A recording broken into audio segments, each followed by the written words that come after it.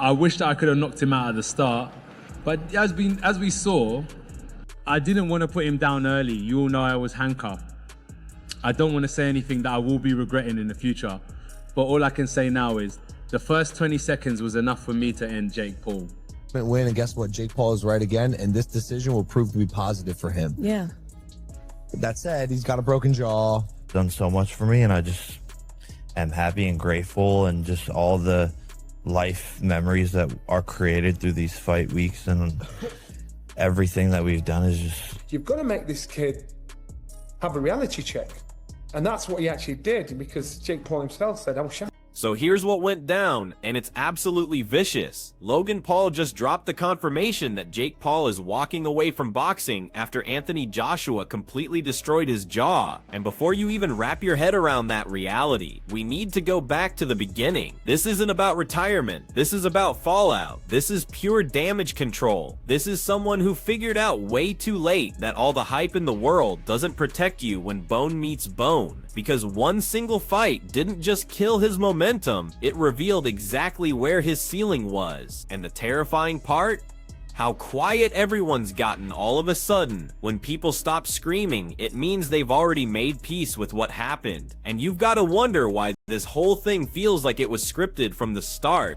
I hope that life pans out for you, because if you're unable to see this fight for what it is, you have a level of dark hatred, black. Logan didn't try to sugarcoat anything, and that's what grabbed me immediately. He came right out and said Jake's taking a step back after that beating and that shattered jaw. And man, this cannot be happening, because 12 months ago we were hearing about world domination, and now we're talking about healing and taking time to think. And pay attention to this, because words like think and step back only surface when something went seriously sideways behind closed doors. Something physical or mental, or probably both. And I can't shake the feeling there's medical information we still don't know about, something they're keeping soft before it gets out there. Yeah, I'm gonna take some time off to go support Utah at the Olympics. So sick. Then she's gonna move to Puerto Rico, move her here.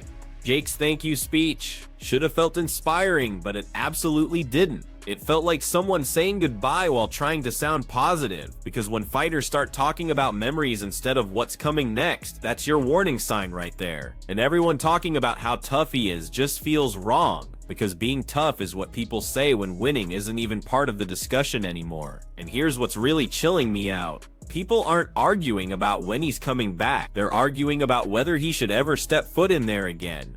And that shows you just how deep this cut really went. Body, I mean, that, you know, I wasn't being facetious before, but like, you never know the landscape of this, but more likely he's thought this is a good time to bow out, or got a few niggles. And Eddie Hearn jumping in made everything feel heavier. He didn't treat this like it was emotional or temporary. He treated it like cold hard medical facts. Broken jaw, damage piling up, his body finally speaking up. And that phrase should absolutely terrify you. When a fighter's own body becomes the loudest voice in the room, that career clock is already screaming at maximum volume. And Hearn calling it smart isn't a compliment, it's surrender. It's the industry saying we've watched this movie before and it never has a happy ending. And I'm telling you, there's a medical report somewhere that nobody wants going public. Jake Paul knew exactly what his tactics would be going into that fight. He was in there just to survive. He wasn't in there to win. He didn't even try to win. He couldn't win. So when you know in your mindset, you know in your mind's eye, I can't win that fight. What do? I've got to survive. How do I survive? I've got to run like a thief in the night. Then Duke McKenzie ripped the whole facade apart and things got really uncomfortable really fast. He straight up said Jake walked into that fight just trying to make it out alive, not trying to win. And once that thought gets in your head, you can't get rid of it, because survival mode is death when you're trying to compete at the top. And when experts say every single move was about avoiding punishment, it changes that entire fight into a slow motion collapse that everyone saw coming. And here's what's really messing with me. If Jake knew he couldn't win, why did this fight still happen? Who signed off on a survival mission against a heavyweight destroyer? He's a big personality and he sells fights so well, and he's a big character, and the press conferences, the build up to fights, and what he delivers in the ring. The guy is a serious talent, and he'll be missed when he's retired. That is. Spencer Oliver's compliments almost felt mean when you think about it, because celebrating survival after watching someone get crushed under real pressure is basically the definition of twisted, and this is where the whole illusion finally broke for me. All that social media power disappeared the second real violence touched him. And retirement isn't losing a superstar. It's everyone breathing a sigh of relief that this experiment didn't end up way worse. And if that makes you feel sick, good, because everyone knows how close this came to being a complete disaster. He's retired, he's not going to do it again. We've seen it before, and I'm quite sure the common word's going to be the boy that cried wolf. I think in reality, Johnny Nelson kept it brutally honest, and honestly, he had to, because saying this was embarrassing, but totally predictable, cuts right through all the noise. Internet toughness means absolutely nothing when a real heavyweight starts unloading on you, and that crying wolf comparison stings, because it's way too accurate. And here's what's really getting under my skin. When multiple experienced people start using identical language, you start wondering what they're all privately agreeing on that they won't say out loud. I think, like, other than boxing, there's a lot of egos involved, if that makes sense. Like, he said this, he said that, I want this, I want that. The Fury reaction just threw fuel on the fire. Embarrassing became the word everyone kept using, and once that label sticks, it's permanent. Hospital clips and one-sided beatdowns don't just disappear from people's minds.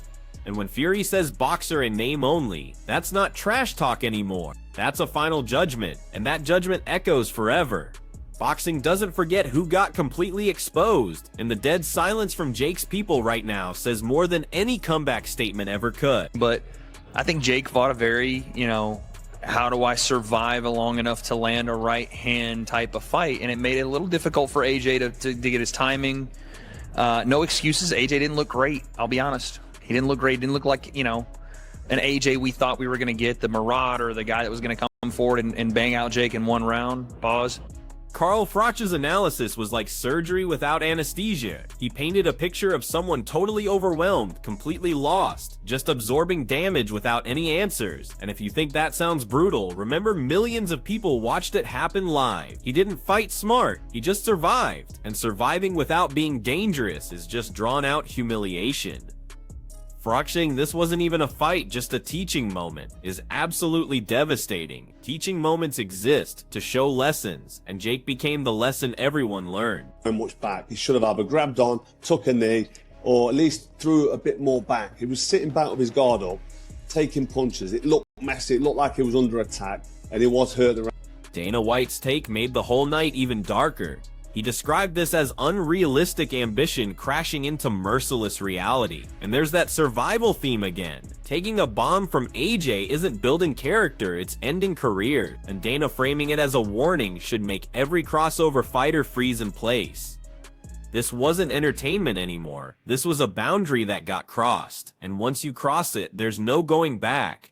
Just living with what happens next. I don't hate your brother. You guys need to fight guys your same size. When you fought Floyd, you are massive. He did hit you with a fucking bomb, and you fought. Dave Allen's brutal honesty hit hardest for people who really know boxing. He said being clever couldn't cover up the missing power and defense. And that's the truth nobody can buy their way out of. Ring smarts without physical tools crumble under elite pressure, and retirement becomes the only smart move. Not because of being scared, but because of simple math. Damage plus mismatch equals catastrophe, and catastrophe was already at the door. Well, the fight was, it weren't a fight, was it? Well, really one-sided. Jake Paul, yeah, I've got to give him credit really, because he's super fit. He's pretty clever really. Like, he'd make a good journeyman.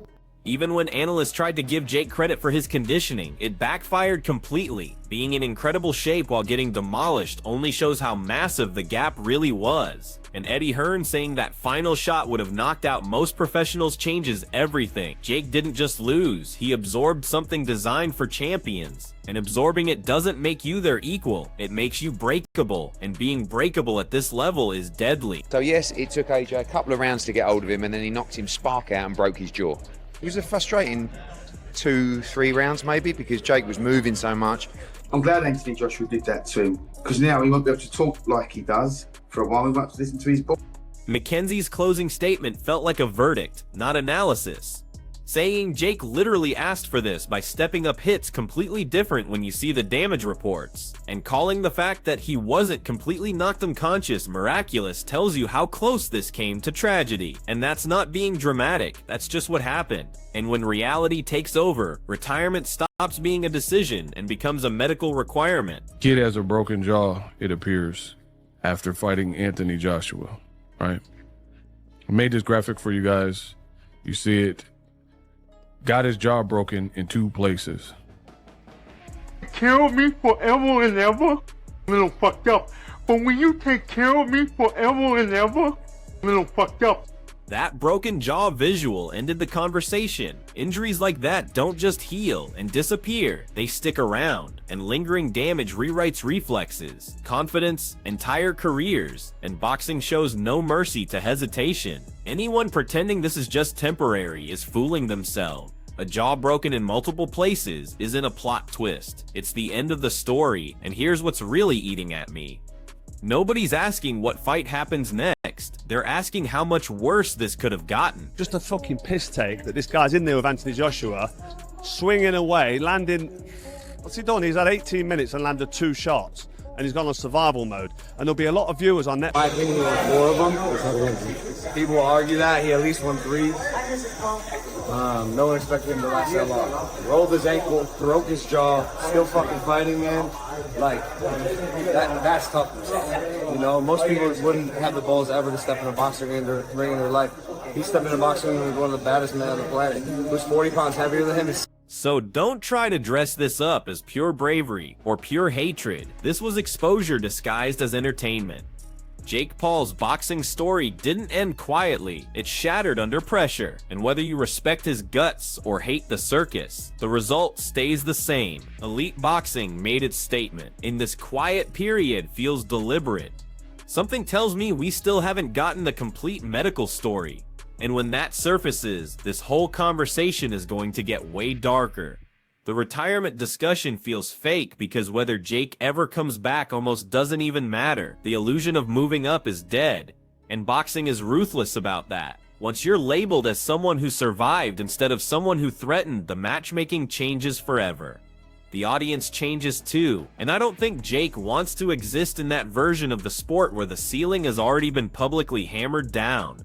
There's also a cultural moment happening here that people are dancing around. Boxing has always fought with balancing show business and real competition. This fight leaned way too hard into show business and paid for it with blood. And the anger isn't really about Jake personally. It's about fear of what comes next.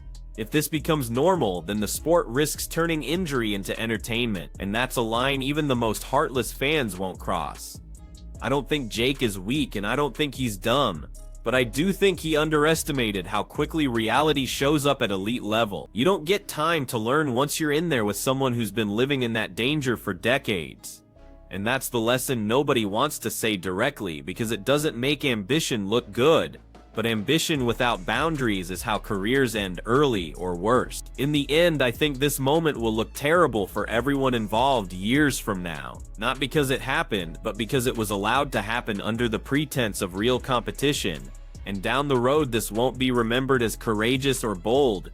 It'll be remembered as a warning clip, the one people point to when someone else starts talking too big about skipping levels. And the scariest part is that history says someone will still try it again. My take is simple and it's uncomfortable because nobody wants to sit with it. This wasn't just Jake Paul losing a fight. This was boxing violently correcting a lie that had been allowed to grow out of control. Height became a replacement for hierarchy. Social media reach started pretending it could beat lineage. And Anthony Joshua didn't just hit Jake, he destroyed the bubble around crossover credibility. And once that bubble burst, everyone rushed to soften the sound. Which tells me the industry knew exactly what it was risking and did it anyway. What bugs me most is how fast the mood switched from celebration to worry. That doesn't happen unless insiders saw something scary in real time. And when analysts stop debating about victories and start discussing survival and mercy, that's not narrative management, that's fear bleeding through professionalism. Boxing people recognize what permanent damage looks like, and they don't use words like miracle or fortunate. unless the margins were paper thin, and I think those margins were thinner than we're being told. I also don't believe this was purely Jake's ambition driving everything. Fights at this level don't happen by accident. When promoters, commentators, and networks all line up afterwards talking about inevitability, it suggests everyone knew, not surprise. And that brings up a darker question about who's responsible. Someone marketed this as competitive while knowing it wasn't. And if Jake paid with his career, then the moral price hasn't been fully calculated yet. All the praise for toughness sounds empty to me. Toughness is what you celebrate when skill disappears. And elite sports aren't supposed to run on celebration. They're supposed to run on preparation and ability. And constantly reframing survival as bravery feels like trying to protect an idea that already died. Bravery didn't save him from being completely outclassed. And it won't save the next influencer who thinks visibility equals preparation. What this really showed is how fragile the crossover experiment gets once it touches the heavyweight division. Heavyweights don't deal in learning experiences, they deal in consequences. And Joshua represented the unforgiving end of the scale where mistakes don't teach, they erase. And pretending Jake could slowly work his way up against that kind of power was always pure fantasy. And fantasy doesn't bleed quietly when it dies. I keep coming back to Logan's confirmation because that moment felt less like brotherly worry and more like drawing a line for self-protection. Once one brother takes that level of punishment, the other has to rethink the entire brand. And stepping away isn't just about recovery, it's about damage control, about stopping the story from growing into something that can't be spun back into motivation or progress.